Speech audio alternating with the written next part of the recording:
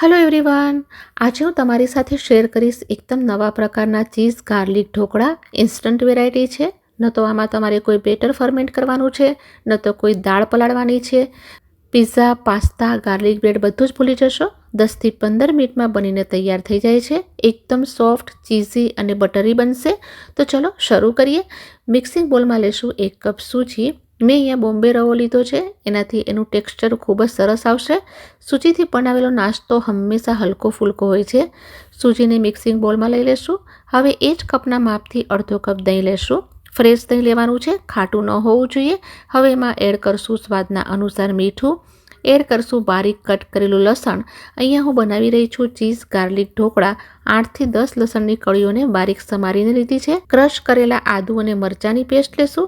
હવે ઢોકળા ઠંડા થયા પછી પણ બિલકુલ ડ્રાય ના લાગે એના માટે 1 ચમચી તેલ એડ કરશું. થોડુંક એડ કરશું પાણી અને એની કન્સિસ્ટન્સી આપણે નોર્મલ ઢોકળા બનાવીએ છીએ એ ટાઈપની કરવાની છે. ન તો બહુ જ પાતળું બેટર હોવું જોઈએ, ન તો ઘટ.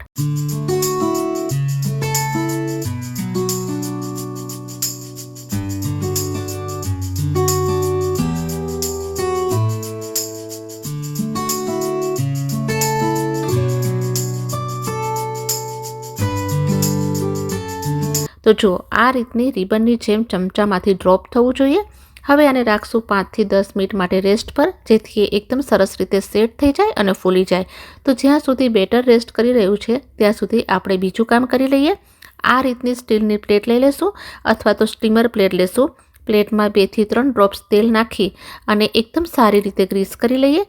તો હવે આને પણ મૂકીએ સાઈડ પર. 5 મિનિટ પછી બેટરને ફરી ચેક કરી લઈએ. જુઓ, સૂજી એકદમ સરસ રીતે ફૂલી ગઈ છે. જો થોડું પણ ઘટ લાગે તો તમે એમાં પાણી એડ કરી લો.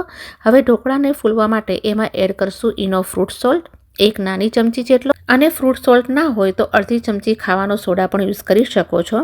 તો એને જેન્ટલી મિક્સ કરી લેવાનો છે, બહુ વધારે પડતું નહીં, ફોર્સફુલી મિક્સ નહીં કરવાનું. એક જ ડિરેક્શનમાં મિક્સ કરતા જાઓ અને જ્યારે તમારે ઢોકળા ઉતારવાના હોય ત્યારે જ તમે એની અંદર ફ્રૂટ સોલ્ટ અથવા તો સોડાનો યુઝ કરો. હવે ગ્રીસ કરેલી પ્લેટ લઈ લેશું અને એમાં ટ્રાન્સફર કરી લેશું.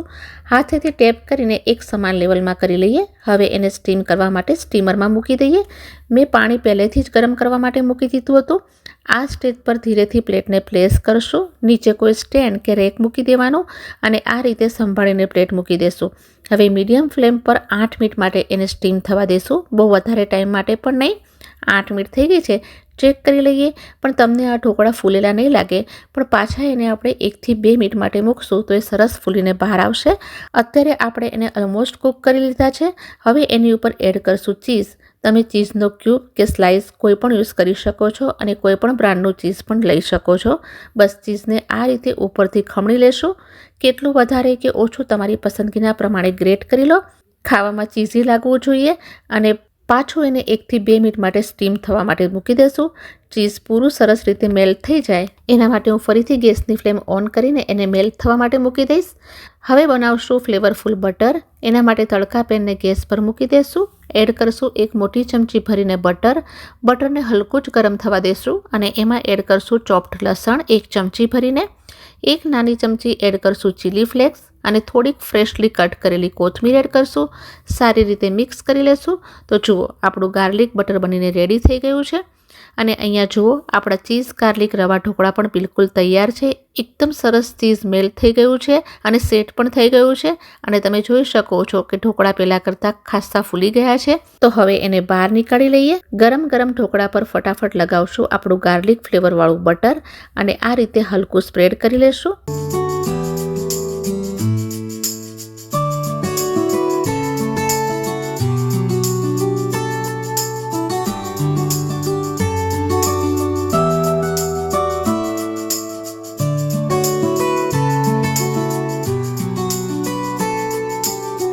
તો જુઓ, એકદમ ફ્લફી અને સોફ્ટ દેખાઈ રહ્યા છે. એકવાર જરૂરથી ટ્રાય કરજો. હવે તમારી પસંદગીના પ્રમાણે કટ કરી લો. ચાહે તો ડાયમંડ શેપ, ટ્રાયેંગલ શેપ કે પછી આ રીતે સ્ક્વેર કટ પણ કરી શકો છો.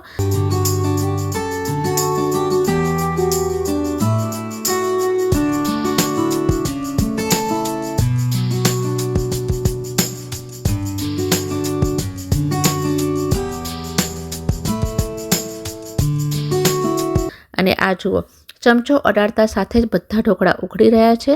સુપર સોફ્ટ, ટેસ્ટી અને ચીઝી. કોઈને પણ સર્વ કરશો તો જોતાં જ મોંમાં પાણી આવી જશે અને ખાધા પછી બધા જ પૂછશે કે કેવી રીતે બનાવ્યા. જો એની સોફ્ટનેસ એકદમ જાળીદાર અને જે ચીઝ ગાર્લિકની ફ્લેવર ઉપરથી આવી રહી છે તો ખાવાની તો મજા જ આવી જશે. પ્રોપર ચીઝ મેલ્ટ થઈ ગયું છે અને ખાવામાં તમને ગાર્લિક બ્રેડ જેવી ફિલિંગ આવશે. તો અહીંયા આપણી યુનિક, સુપર સોફ્ટ અને ટેસ્ટી ચીઝ ગાર્લિક રવા ઢોકળા રેડી છે. મસ્ટ ટ્રાય રેસીપી છે, તો તમે પણ બનાવજો. તો જલ્દી ફરી મળીશ નવા વિડીયોમાં. Till then take care and thanks for watching.